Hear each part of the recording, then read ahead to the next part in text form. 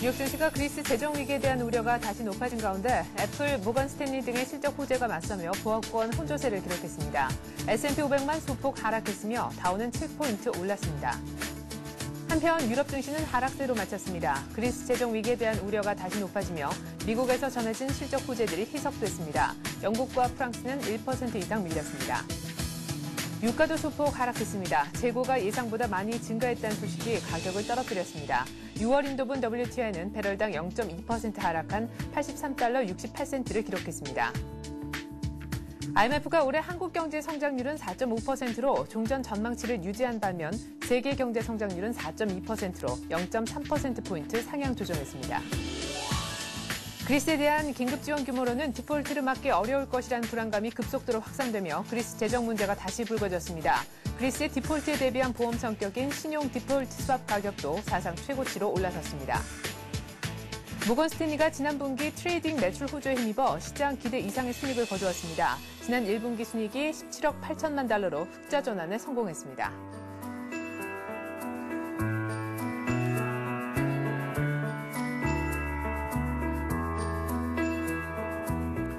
안녕하십니까. 굿모닝 센증시의 최리나입니다.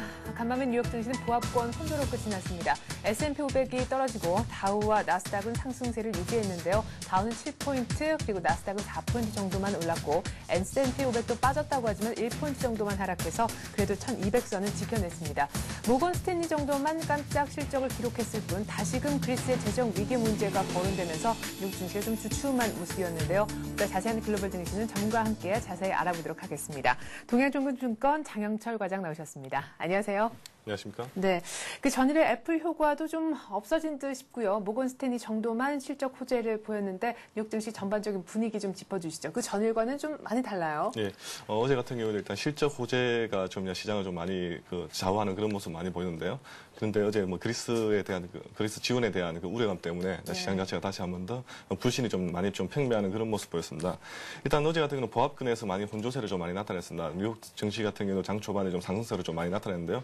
일단 실적 발표가 장 초반에 시장이 열리기 전에 일단 실적 발표 기업들이 몇 개 있다 보니까 시장이 좀 흐름이 좋았는데요. 일단 그리스 지원 여부 때문에 다시 한 번 더 시장에 대한 그 불신 때문에 시장이 약간 보합권을 좀 많이 형성하지 않았나 그냥 그렇게 보여지고요. 일단 어제 같은 경우 실적 중에서도 일단 대형 금융주 중에 하나입니다. 그 모건 스탠리가 일단 실적을 발표했는데 실적 예상치보다 좀 많이 상회되면서 시장에 대해서 실적 전망치에 대한 다시 한 번 더 랠리를 많이 좀 형성해가는 그런 모습 보였고요. 일단 어제 같은 경우에도 또 IMF에서 이제 전 세계 GDP 증가율 자체를 기존 종전보다 한 4.2% 정도, 0.3포인트 정도 이제 상향 조정하면서 시장에 대한 좀 완만한 그 흐름을 좀 이어가는 그런 모습 보였는데요.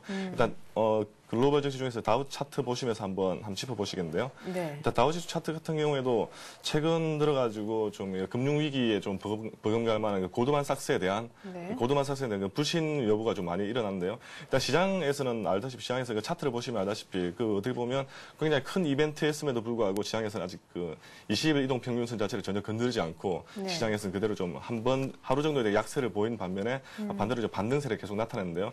일단 시장에서는 투자자들이 시장을 모든 걸 대부분 결정한다는 게 좀 이렇게 여실히 나타내는 게 어제 다우 지수 차트의 지금 흐름인데요.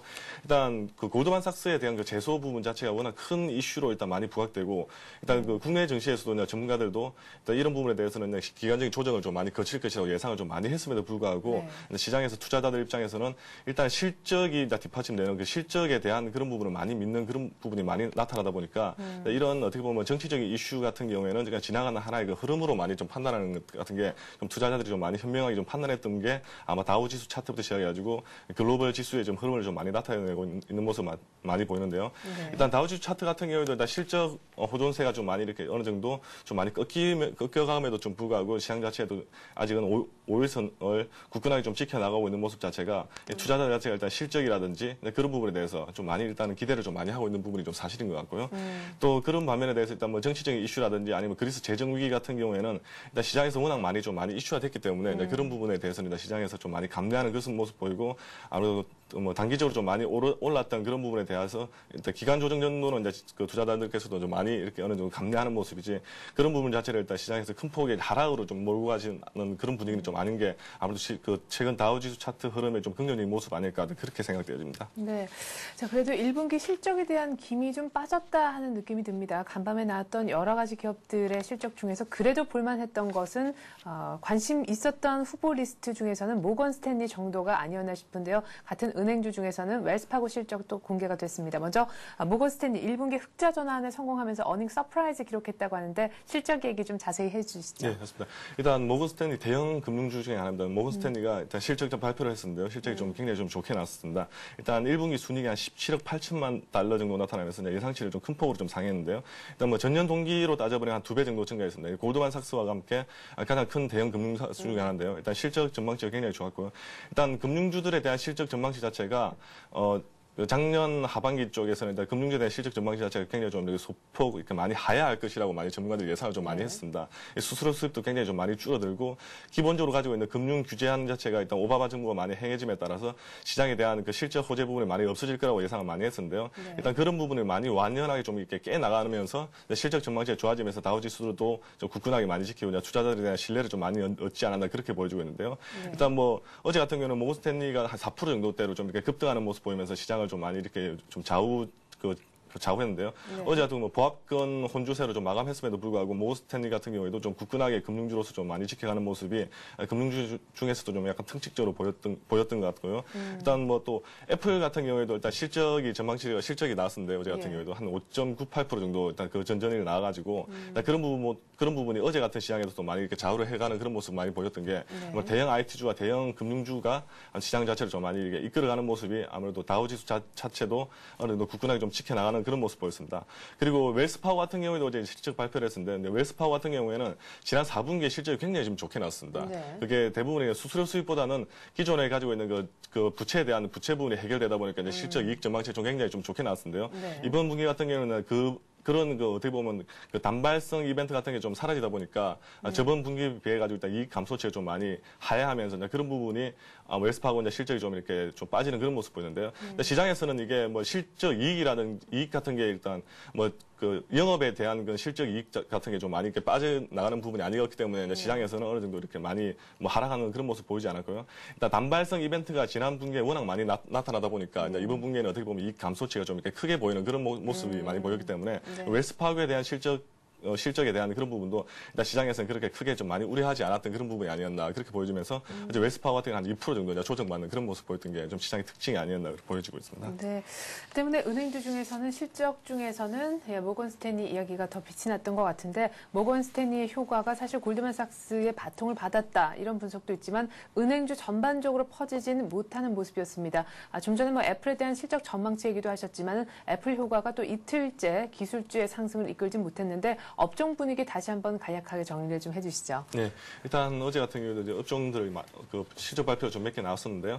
일단 최근 들어가지고 좀 많이 이슈화되고 있고 많이 이제 그 이름에 나오고 있는데 무디스타가 이제 그 1분기 실적을 좀 발표를 했었는데요. 네. 순이익이 26% 정도 증가했습니다. 일단 뭐 전통적으로 이렇게 무디스 같은 신용 등급 평가 회사 같은 경우에는 실적 그 전망치라든지 실적 발표가 보면 대부분 약간 좀 이렇게 플랫하게 굉장히 좀 이렇게 지난 분기와 비슷하게 나오는 게 특징인데요. 네. 최근 들어가지고 일단 그리스 그 재정 위기부터 시작해가지고 그냥 신용평가에 대한 부분이 워낙 많다 보니까 그런 신용평가에 대한 등급 수수료가 워낙 많이 이렇게 수요가 좀 많이 있다 보니까 이런 부분이 아마 1분기에 좀 이렇게 여겨지면서 그 실적이 좀 많이 좋게 나왔던 게 좀 특징적인데요.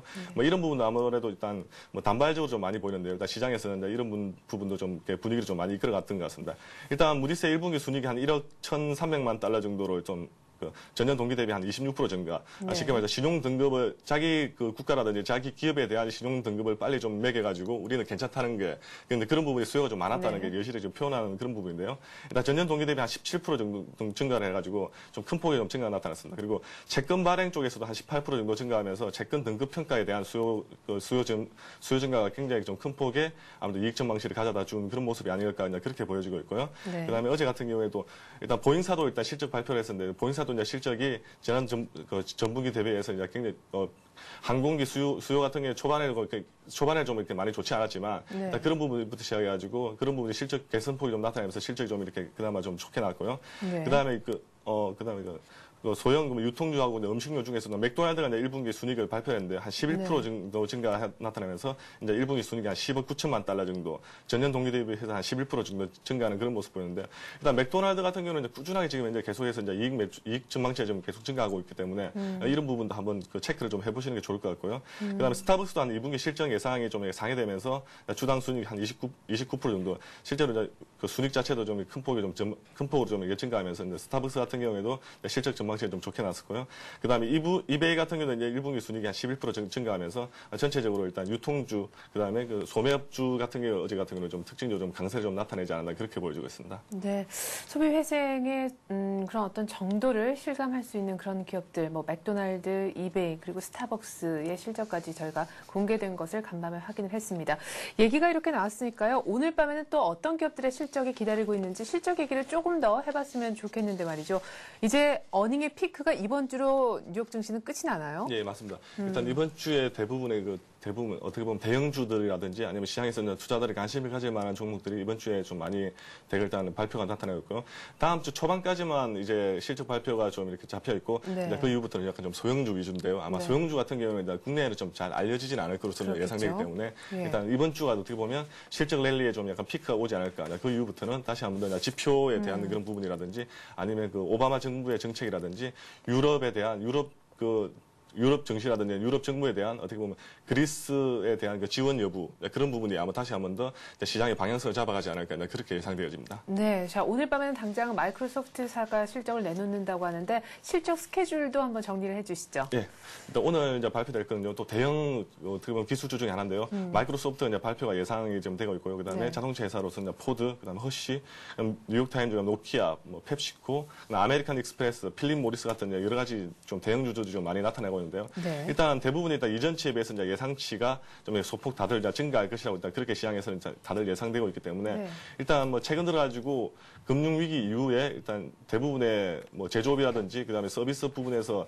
대부분의 서비스나 제조업 부분 그런 지수 같은 게 좀 이렇게 상승적으로 좀 나타나면서 네. 대부분의 업종들이 지난 분기에 대비해서는 이번 1분기가 좀 실적이 좋을 거라고 다들 예상을 하고 있기 때문에 네. 이런 부분이 다시 한번 더 이제 실적에 대한 그 랠리 부분이 다시 한번 더 이렇게 시장에 부각되기 위해서는 실제로 이제 시장에 나와서 이제 예상치보다는 시장의 전망치보다는 좀 전망치보다는 실제로 발표치가 좀 더 큰 폭으로 좀 나와주면 아마 이런 부분도 다시 한번 실적 랠리를 이번 주에 다시 한번 이어가지 않을까 그렇게 예상되어집니다. 화면에 보여진 종목 중에서 예. 역시 마이크로소프트사 실적이 가장 좀 중요한 무게를 갖고 있나요? 네, 맞습니다. 일단은 마이크로소프트사 같은 경우에는 지난 오피스 부분이라든지 그다음 OS 부분 같은 경우는 실적이 대폭으로 좀 개선될 것이라고 많이 전망하고 있기 때문에 이런 부분도 좀 많이 나타내고 있고요. 그다음에 시장에서 또 주목해야 될 게 포드 자동차. 일단 미국의 그 빅3 자동차가 지금 이제 거의 뭐 파산 위기까지 많이 몰려 있는 상태에서 네. 포드 자동차만이 지금 유일하게 어떻게 보면 뭐 다른 그 재정 지원을 받지 않고 유일하게 살아 있는데요. 네. 포드 자동차 같은 경우도 일단 내수가 살아나면서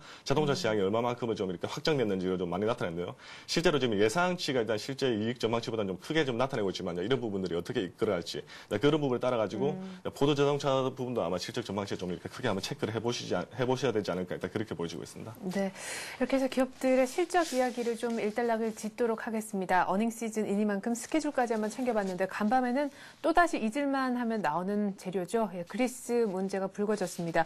그리스 국채 가격이 또다시 곤두박질 치고요. 그리스 10년물 국채 지금 수익률이 또다시 사상 최고치를 경신을 했다고 합니다. 또 어떤 얘기가 그리스 쪽에서 나온 건가요? 네, 일단은 최근 들어 계속 나타나고 있는데요. IMF하고 이제 EU하고 이제 그리스에 대한 지원 여부가 좀 많이 네, 나타났습니다. 같이 도와주기로 했잖아요. 예. 450억 유로까지 규모까지 지금 나온 상황인데. 예. 또 뭐 저희들도 이렇게 뭐 방송을 하면서 항상 느꼈는데 IMF에서 그리스를 도와준다는 말이 불과 지금 한 달 가까이 된 것 같은데요. 네. 아직 뭐 구체적인 모습이 아직까지 안 나타나는 게 아무래도 이런 부분이 시장에서 많이 불신이 좀 제기되지 않았나 보이는데요. 네. 뭐 우스갯소리도 뭐 아이슬란드에 대한 항공 대란 때문에 아직 우리 만나지 못했다. 뭐 그런 뉴스가 지금 나타나고 있는데요. 아이고, 예. 네, 그런 부분은 아무래도 그냥 뭐 이벤트성 단발 같고요. 일단은 그리스에 대한 그 지원 여부 자체가 일단은 450억 불 정도로 일단은 확정을 좀 이렇게 아직 짓지는 못했지만 그런 쪽으로 좀 이렇게 가닥을 잡아가고 있는데요. 네. 아직까지는 뭐 만나가지고 일단 협의는 아직 이루어지지 않지만 그 정도로 시장에서 좀 많이 흘러나오고 있는데 일단 시장에서 이제 투자자들이라든지 전문가들 입장에서는 일단 한 뭐 많게는 1,000억 유로 같은 경우 1,000억 불 정도 그리고 800억 불 정도가 있어야만 그리스 재정에 대한 지원 여부가 좀 어느 정도 안정을 찾을 것이라고 예상을 하기 때문에 일단 시장에서 생각했던 것보다 터무니없이 좀 작은 규모로 일단은 그 시장의 좀 재정 위기에 대해서 어느 정도 뭐 지원해 줄 거라는 그런 부분 때문에 시장에 대한 불신이 굉장히 좀 많이 컸던 게 어제 뭐 뉴욕 증시 같은 경우에도 여실히 좀 나타났던 부분인데요. 일단 그리스 같은 경우에도 어제 같은 경우는 국채에 대한 그 발행 그 금리가 일단 나타났는데 또 7년 만에 사상 최저 나타났습니다. 일단 8%대 정도 나타나가지고 실제 말하면 채권 가격이 완전 급락했던 그런 상황이기 때문에 일단 쉽게 뭐 말해서 뭐 국채를 발행하더라도 지금 현재 다른 국가에서도 이제 사줄 수 있는 여력이 많이 안 되는 그런 어떻게 보면 시용 등급 자체가 워낙 좀 낮은 그런 등급이기 때문에 일단 그런 부분도 국채에 대해서 국채를 발행해가지고 일단 자금을 그 어떤 정도 해소하겠다는 그런 목적도 좀 많이 이렇게 어느 정도 좀 푸시화되어 있는 부분이기 때문에 이런 부분이 아무래도 그리스 재정 위기 자체도 계속 이제 우려가 되지 않나 이제 그렇게 보여집니다. 그래요. 독일 국채하고도 수익률 차이가 2배 이상으로 벌어진 그리스 재정 우려감 이야기를 좀 해봤습니다. 자, 이런 분위기 속에서 유럽이 오를 수가 없었던 것 같은데요. 유럽 증시 마감 상황도 뭐 짧게 한번 살펴보죠. 예, 유럽 같은 경우에도 이제 뭐 다우지수에 대한 그 어떤 실적 호재성 같은 경우는 그렇게 좀 영향을 좀 많이 못 받은 것 같고요. 일단은 대부분이 컸던 게 이제 그리스 지원 여부에 대해서 이제 그런 불신감이 좀 많이 나타나면서 부진감이 좀 많이 나타나면서 금융주 위주로 좀 이렇게 하락하는 그런 모습 많이 보였고요. 그런 모습 보이다 보니까 일단 시장에서도 좀 많이 시장에서 한 1%대 정도, 영국 같은 경우는 1%대 정도로 좀 하락하면서 시장을 다시 한 번 더 추가적으로 일단 하락하는 그런 모습 보이는데요.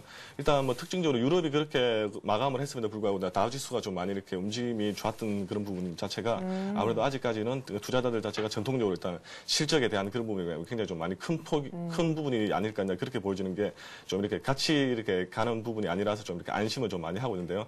일단 그리스 문제는 일단은 뭐 워낙 그 다우지수 같은 경우에는 그리스 문제에 대해서 워낙 많이 문매를 같이 많이 맞았기 때문에 일단은 시장에서 투자자들도 좀 많이 좀 불리하는 그런 경향을 좀 많이 받고 있고 이미 알려진 악재이고 그리고 또 유럽에 대한 문제이기 때문에 유럽에서도 유럽이 차라리 악재로 많이 작용하는 그런 모습 보이는 게 일단 어떻게 보면 투자자들이 우리 입장에서 좀 많이 어느 정도 좀 안정적인 그런 모습을 찾아가지 않나 그렇게 보여지고 있습니다. 네, 그리스 문제가 불거졌지만 뉴욕 쪽에서는 오히려 투자자들이 실적 쪽에 좀 포커스를 맞추면서 안 밀렸다. 뭐 여기에 좀 의미를 둬야 될 것 같다라는 말씀이셨던 것 같습니다. 상품 쪽도요. 지금 달러화가 또 안전자산 선호 현상 강화 때문에 닷새째 랠리를 이어갔다고 합니다. 당연히 그리스 영향이 달러화 가치에도 영향을 줬을 것 같은데 상품 쪽 얘기도 좀 들려주시죠. 네, 어제 같은 경우는 그리스 지원 여부에 대한 그 불신 때문에 일단 유로화가 좀 많이 가치가 좀 많이 이렇게 하락되면서 달러가 반등을 좀 많이 나타냈는데요. 일단은 뭐 유가부터 나타나면 달러가 이제 상승하면 당연히 이제 유가는 반대급부로 이제 하락하는 그런 모습 보이는데요. 뭐 어제 같은 경우는 이제 주간 원유 재고 보고도 한 190만 배럴 정도 증가하면서 어제 또 그 유가의 하락이 또 약간 부추김을 나타냈습니다. 국제유가 한 0.2% 정도 하락하면서 국제유가 한 83.68달러 정도로 일단 마감했던 게 특징이고요. 그리고 이제 금값 같은 경우는 좀 이래도 0.8% 정도 일단 안전자산 선호가 좀 더 많이 커지면서 0.8% 상승하면서 온수당 1,148불 정도로 일단 마감했고요. 달러는 5일째 상승하면서 달러 인덱스가 81.2 정도에 이제 마감했던 게 이제 시장에서 특징이 아니었나 그렇게 보여집니다. 네, 자 간밤에는 이렇다 할 경제 지표가 없었는데 말이죠. 오늘 밤에는 또 그래도 지표가 발표된다라고 합니다. 기업들의 어닝을 저희가 앞서서 한번 스케줄을 챙겨드렸었고요. 기업들의 어닝과 더불어서 뉴욕 증시 주요 일정 지표 중심으로 끝으로 한번 얘기를 들어보죠. 예, 어제는 지표가 좀 많이 발표가 안 됐는데요. 근데 오늘 같은 경우 오늘 저녁에 지표가 좀 많이 발표됩니다. 일단은 3월 생산자 물가 지수가 발표가 예정되어 있고요. 그다음에 주간 실업 수당 청구 건수와 그다음에 3월 기존 주택 판매 지수가 발표되고요. 그다음에 6월 주택 시장 지수가 발표되는데요. 일단은 내일 발표될 그 지표들 보면 이제 이전치에 비해서 일단은 예상치가 다들 이렇게 어느 정도 증가한다든지 많이 개선되는 그런 모습 보이고 있기 때문에 뭐 오늘 이제 실적 발표도 뭐 어떻게 뭐 나타날지 예상이 뭐 예상치대로 좀 나타나고 지표 개선도 이대로 좀 나타내 버리면 시장이 다시 한 번 더 좀 안정을 찾아가지 않을까 그렇게 예상되고 있는데요. 일단 제일 먼저 이슈가 되고 있는 게 일단은 기존 주택 판매에 대한 부분이 시장의 예상치보다 좀 이렇게 상회하면은 어느 정도 좋을 것 같고요. 그다음에 생산자 물가 지수도 그렇고 그다음에 주간 실업 수당 청구 건수 같은 경우에도 일단은 시장에서 최근에 좀 많이 이렇게 시장을 좀 이렇게 호재로 작용을 많이 못했었는데요. 내일 같은 경우는 일단 감소로 좀 일단 예상이 되고 있기 때문에 이런 부분도 시장이 좀 반영이 되면은 시장 자체도 내일도 다우지수도 좀 안정을 찾아가지 않을까 그렇게 예상해 봅니다. 네, 자 이렇게 해서 오늘 글로벌 증시는요 동양종금증권 장형철 과장과 함께 해봤습니다. 말씀 잘 들었습니다. 감사합니다.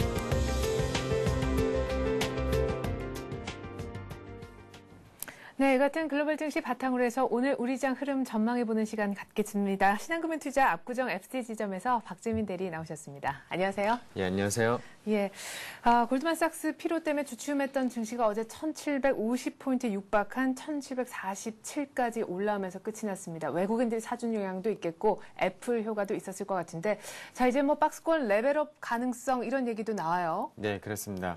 이제 전일 코스피가 30포인트 오르면서 다시 1,740선을 껑충 뛰어 올랐습니다. 사실 지난 고점 1,747이었는데요. 네. 어저께 종가 기준 장중에서라도 그 선을 전고점을 뛰어넘었고요. 지수 갱신 금일 무리 없다고 보고 있습니다. 네. 이율은 외국인 매수세가 계속될 것이다. 이렇게 여전히 외국인의 주도주 쓸어담기가 지속 중이고요. 네. 그것을 첫 번째 이유로 좀 삼을 수 있겠고 지금 1,700 문턱에서 이뤄지는 펀드 판매가 지속적으로 예상보다 지수 상승이 이제 가파르게 나오면서 네. 그런 어떤 펀드 환매 심리가 줄어들고 있다. 그걸 예. 두 번째 이유로 들 수 있겠습니다. 그래서 시장이 지금 저금리 상태가 거의 1년 이상 유지가 되고 있는 상태에서 유동성이 풀리고 있는 시장이기 때문에 네. 계속적인 외국인 매집이 국내 증시가 상대적으로 아시아 증시에서 저평가가 돼 있기 때문에 예. 외국인 매수세가 몰릴 수밖에 없는 상황이 되고 있고요. 최근 들어서 외국인의 수출주가 계속 전기전자, IT, 그리고 자동차 업종 이쪽으로 쓸어담기가 계속 지칠 줄 모르게 진행이 되고 있습니다. 네. 그 이유로는 지금 국내 경기에서 경기 회복에서 가장 크게 일어나는 것들이 이런 업종들, 수출주들에 대해서 일어나고 있는 거고 네. 외국인들은 그것을 가장 잘 알고 있기 때문에 그런 매집이 일어나고 있다고 이렇게 보시면 되겠습니다. 네. 특히 계속 말씀드리지만 외국인의 이제 자금은 성격상 어떤 단타보다 농턴 펀드 위주이기 때문에 한국 증시에 대한 이제 어떤 편입을 늘리고 있고 예전부터 계속 나오고 있죠. MSCI 편입 지수 기대감. 거의 확정은 아직 안 됐지만 기대감이 워낙 많이 살아있는 상황이고 국내 증시 지금 얼마 전에 신용등급도 높게 받은 상황이어서 거의 긍정적으로 받고 있기 때문에 외국인의 매수는 계속 진행될 것이다. 네. 이렇게 보시면 되겠습니다. 근데 어제 보니까 네. 환율이 또 10원 이상 급락하면서 1,107원, 다시 1,100선 깨지나 이런 한 며칠 전 골드만삭스 얘기 나오기 이전 분위기로 돌아갔어요. 예, 그렇습니다. 어제 이제 환율은 사실 지난주에 이제 코스피가 계속 기간 조정을 좀 이룰 때 환율이랑 거의 비슷할 정도, 오히려 더 떨어졌습니다. 예. 1,100원이 이제 깨질 걸로 오늘 예상이 되는데, 사실 그렇게 되면 어제 같은 이제 전기전자, 그리고 IT, 자동차 업종, 수출들이 왜 다시 더 일어섰느냐, 네. 의문이 가는 시점인데요. 예. 어제는 이제 애플의 실적이 상당히 좋게 나왔습니다. 시장에서 예상보다 좋게 나왔고, 얼마 전에 인텔도 실적이 좋게 발표를 했죠. 네. 그래서 인텔 효과, 애플 효과, 이런 IT, 미국에서도 IT 업종에 대한 그런 네. 전방 산업이 상당히 좋게 나오고 있고, 네. 금요일 밤에는 이제 마이크로소프트가 이제 실적 발표를 합니다. 네. 물론 마이크로소프트는 좀 실적이 전분기에 비해 좀 안 좋게 지금 나올 걸로 예상이 되는데, 물론 예상보다 또 상회할 수도 있겠죠. 그러면 시장이 더 호재가 될 수도 있고요. 그렇죠. 이런 미국 IT 기업뿐만 아니라 국내 기업도 마찬가지입니다. LG화학이 20일 장 마감을 실적 발표를 했는데요. 아유, 예. 상당히 실적이 좋게 발표를 했습니다. 그리고 어제도 보시면 삼성전기, LG이노텍 등이 평균 5% 이상 급등을 했고요. 네. 누멘스는 거의 상한가를 이제 상한가를 좀 마감을 했고요. 네. 보시다시피 LED 종목들이 계속 엄청 살아있음을 볼 수가 있습니다. 네. 그리고 D램 수요가 계속 이어질 것이라는 전망에 하이닉스가 다시 5% 급등을 했고 네. 삼성전자가 종가 기준으로 85만 원을 또 훌쩍 뛰어넘었습니다. 이런 이유가 환율이 1,100원인데도 왜 계속 이렇게 가느냐면은 환율을 사실 금년에 삼성전자가 지금 책정해 놓은 것이 1,100원대에서 1,050원. 네. 그 정도에서 책정해 놓고 사업 계획을 세워놓고 영업이익을 전부 다 이제 목표를 세워놓고 있었습니다. 네. 웬만한 지금 업종들이 거의 1,100원대를 예상을 했었고요. 사실 작년에 1,600원에서 1,200원으로 지금 올라온 시점과 지금 1,200원대에서 계속 올해 1,200원대였죠. 네. 1,200원대에서 지금 1,100원대로 환율이 꺾인 것은 크게 차이가 납니다. 그렇기 때문에 기업들의 영업이익이 네. 그렇게 작년처럼 많이 줄 것이다 예상을 하지 않기 때문에 오히려 이런 기업들의 실적을 환율보다 더 초점을 맞추셔가지고 그런 시장 동향을 체크하시는 게 맞을 것 같고요. 예. 그리고 기업들의 이익 전망이 지금 1분기뿐만 아니라 2분기도 상당히 좋게 예. 계속 전망이 되고 있기 때문에 미국들 기업 그리고 국내 기업들 상당히 계속 체크해 보면서 장 대응하시는 게 좋을 것 같습니다. 예. 자, 그러면은 지수는 계속해서 갈 것 같고 외국인도 사주고 펀드 환매에 대한 압박도 지금 점점점 줄어들고 있는 그런 시점입니다. 환율 때문에 수출주, IT 자동차 중심으로 걱정할 것 없겠다라는 말씀을 계속해서 해주고 계신데요. 자, 그러면 우리는 어떻게 투자 전략을 세워야 되는지가 궁금합니다. 일단 지수는 간다고 하는데 이 지수가 또 언제까지 갈지도 일단은 궁금하고요. 뭐 일각에서는 삼성전자가 1분기 실적 내놓는 이달 말 정도까지 일단 가고 그 다음에는 꺾일 수도 있다. 뭐 재료 소진 때문에 그런 예상도 하고 있는데 전략을 어떻게 세워야 됩니까? 일단 한동안은 좋은 분위기가 이어질 거라는 전문가들의 그런 전망이 우세하단 말이에요. 예, 그렇습니다. 시장에서는 어제도 삼성전기가 또 신고가를 때렸고요. 예. 거의 다 IT 업종들이 계속 신고가를 내면서 달려가는 모습인데요. 일단은 신고가에 두려워하지 말고 조정시 계속 IT, 자동차 업종은 매수하는 전략을 단기적으로라도 최소 2분기 전까지는 취하시는 게 좋을 것 같습니다. 네.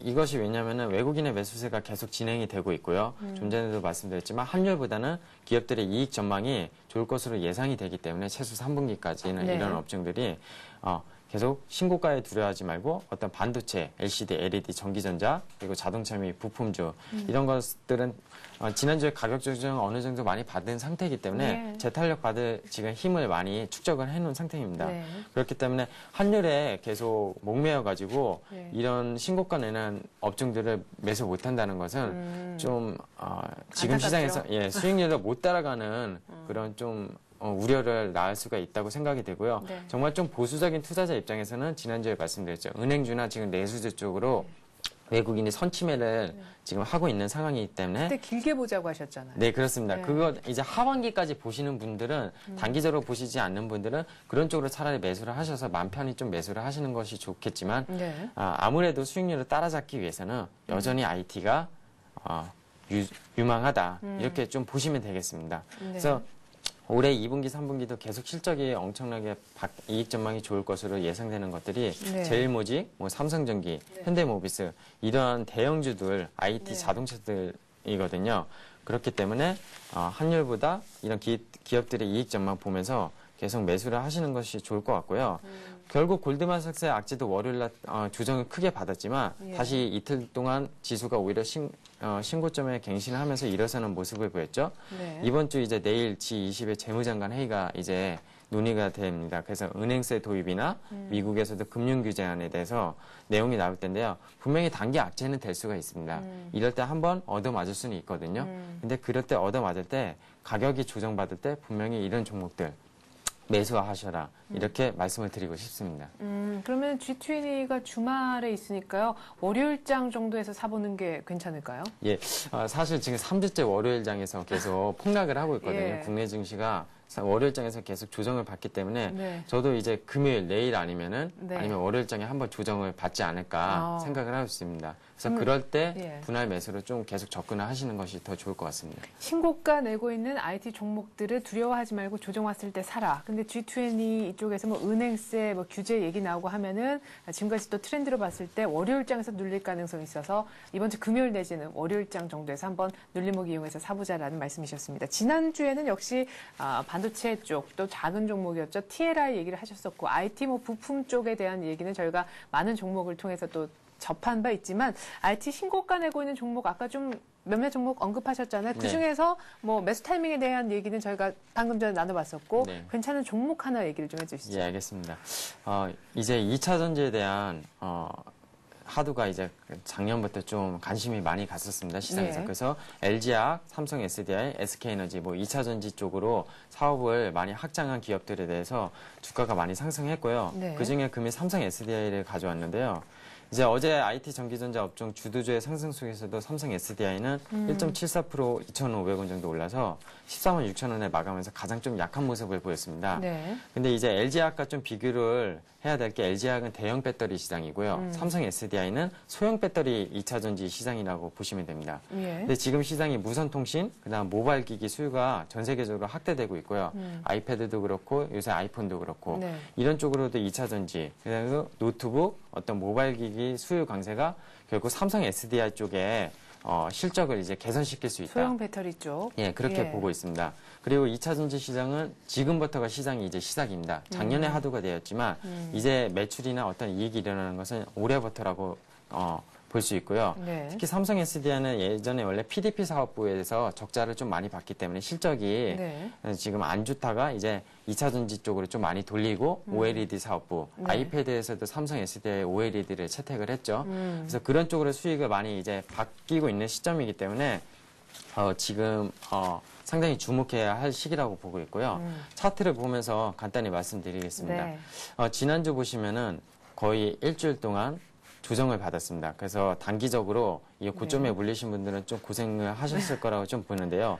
이틀 네. 동안 지금 가격 60일선에서 반등 지지를 받고 반등을 주었고요. 네. 금일은 아무래도 좀 아침에 하락을 했다가 다시 상승할 이제 차트를 만들 확률이 꽤 높아 보입니다. 차트상으로는. 네. 이 삼성 SDI가 최근에 많이 올라온 것처럼 느끼지만 길게 보시면은 작년 이제 9월에 17만 9천 원 찍고서 지금 거의 6개월 이상을 네. 이제 가격 조정, 기간 조정을 받았다고 생각하시면 됩니다. 네. 그래서 다시 올라오는 모습을 보이고 있고요. 최근 일주일 동안 가격 조정을 받은 상태에서 다시 기관들의 매집이 지금 조금 일어나고 있는데요. 네. 이 종목은 기관 쪽보다 외국인의 매집이 일어날 때 좀 큰 상승 탄력을 있을 것으로 보이고요. 네. 매수가는 현재가에서 14만 원 사이로 네. 설정하시면 크게 무리가 없어 보입니다.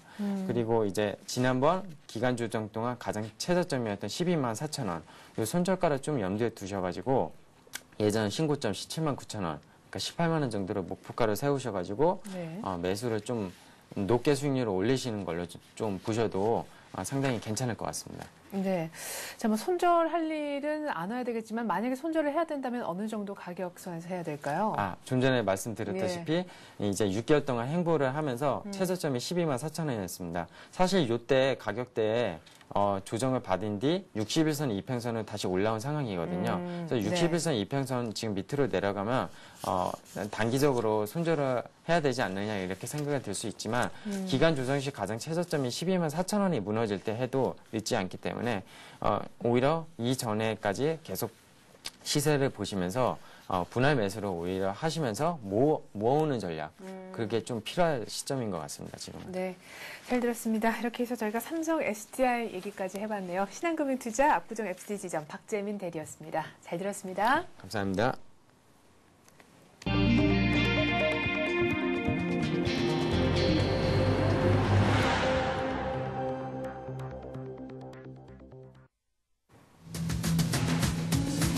내년부터 적용되는 국제회계기준, 즉 IFRS 영향으로 상장 건설사의 지급보증 불똥이 떨어졌습니다.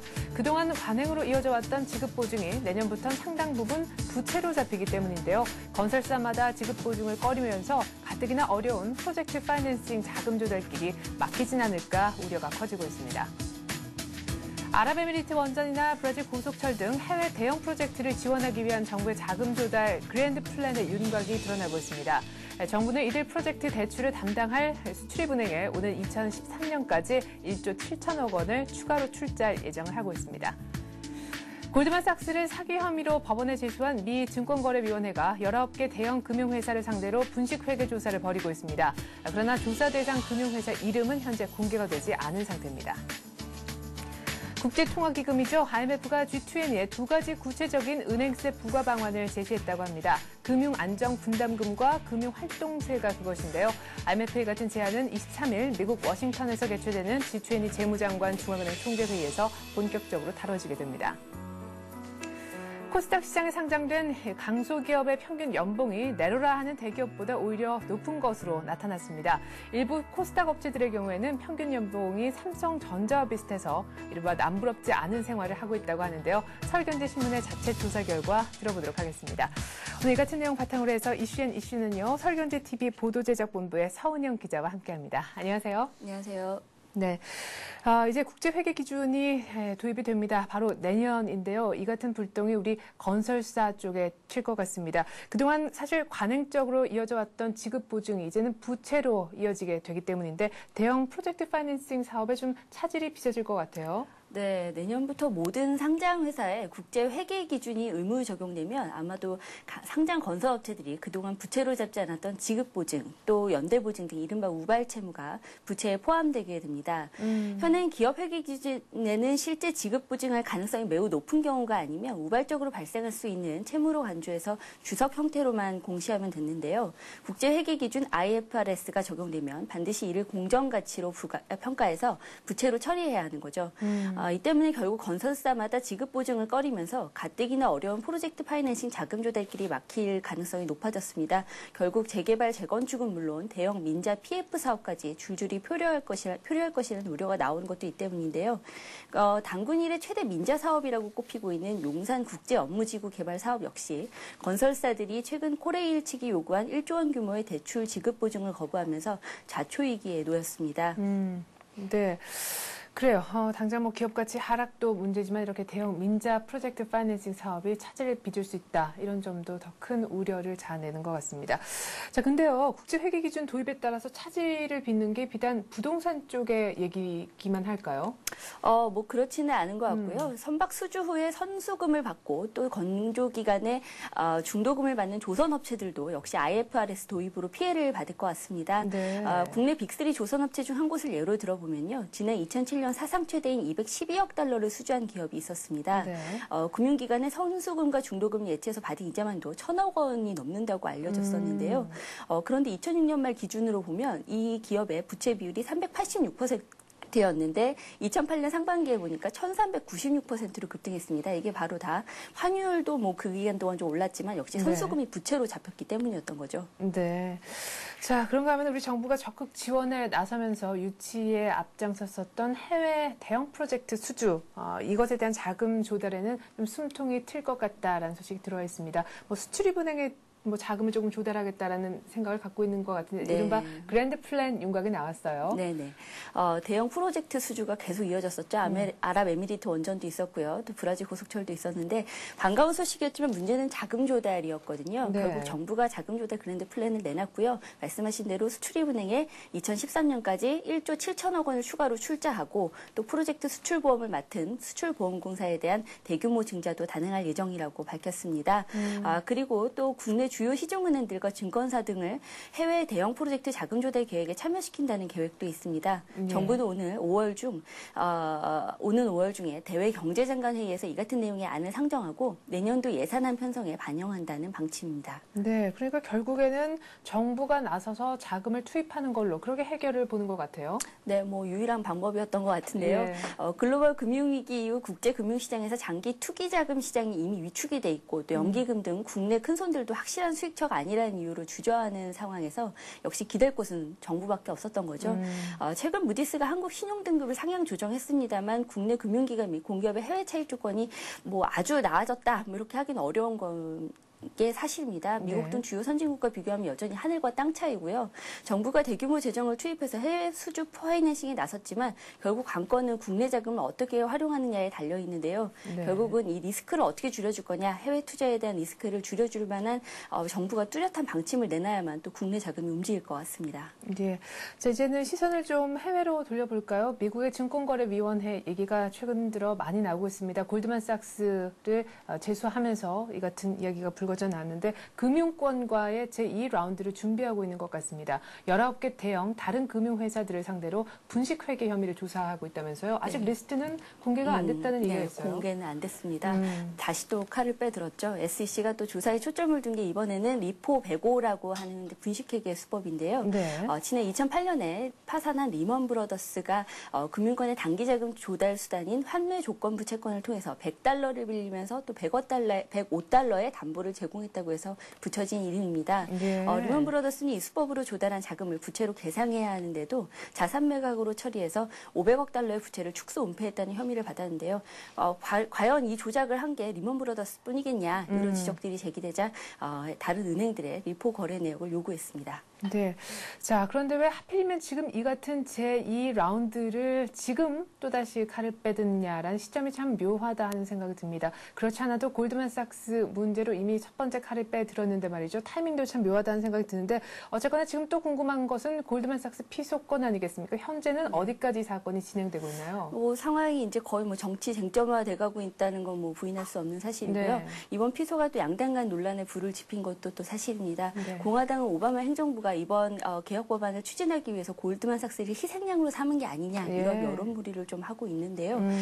공화당 의원들이 또 메리 샤피로 위원장에게 항의 서한까지 보냈다고 하죠. 하지만 지금 상원에서는 민주공화당이 절충안을 마련 중이어서 오바마 행정부가 목표로 한 5월 내에 이 금융개혁 법안의 통과 전망이 한층 밝아졌습니다. 민주당도 역시 이번 피소 사건으로 해서 금융개혁 법안의 정당성이 입증됐다는 걸 좀 또 이용을 하고 있는 분위기죠. 네, 오바마 대통령을 위시한 미국뿐만이 아니라요. 지금 IMF도 금융 규제안 마련에 박차를 가하고 있는 분위기입니다. 오는 금요일 밤부터 주말에 걸쳐서 열리게 되는 G20 지금 재무장관 회의를 통해서 IMF가 어떤 구체적인 방안을 내놓을 것이다라는 분석이 많은데 이미 예고편을 좀 날려준 것 같습니다. 은행세 부과 방안 2가지 안을 제시했다고요? 네, 재미있는 사실이 이번 보고서는 원래 발표할 예정이 없었는데요. 이게 BBC에 유출이 되면서 알려졌다고 하죠. 그렇군요. 네, 주요 내용을 한번 살펴보면요. G20 국가에게 비예금성 부채 및 순이익과 보수에 대한 은행세 도입을 제안했고요. 특히 이번 보고서에서는 은행세 대상을 대형 은행에서 또 헤지펀드와 보험사까지 확대한 것이 특징입니다.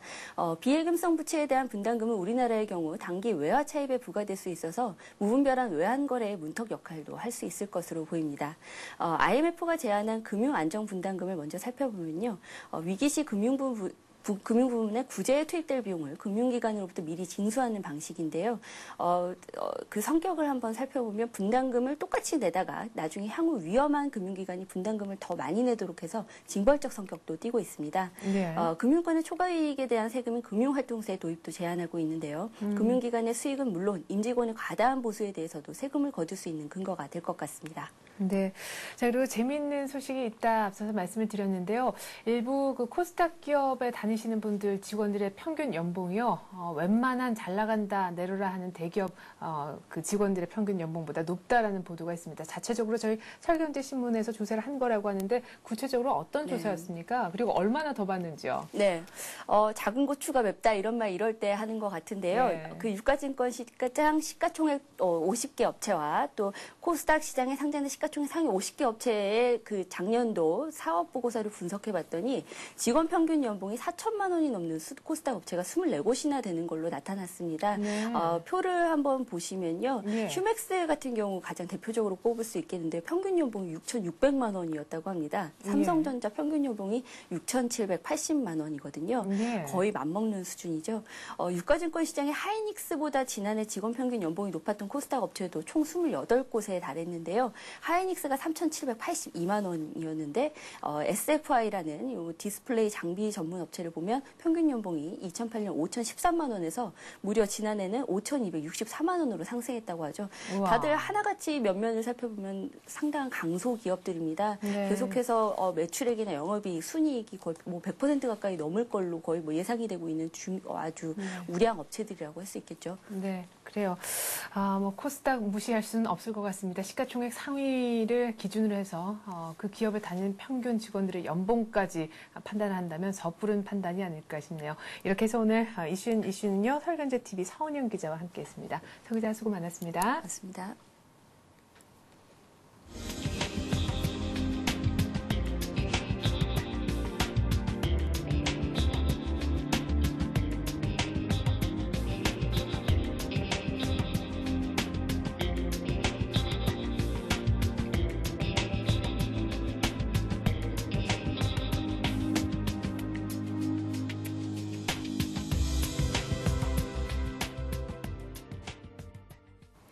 간밤에 열린 뉴욕 증시는 보합권 혼조로 끝이 났습니다. 김 빠진 어닝 시즌이다 이런 느낌이 강했는데요. 모건 스탠리 정도만 깜짝 실적을 공개했을 뿐 그리스 우려가 또다시 팽배하면서 유럽은 일제 하락했고요.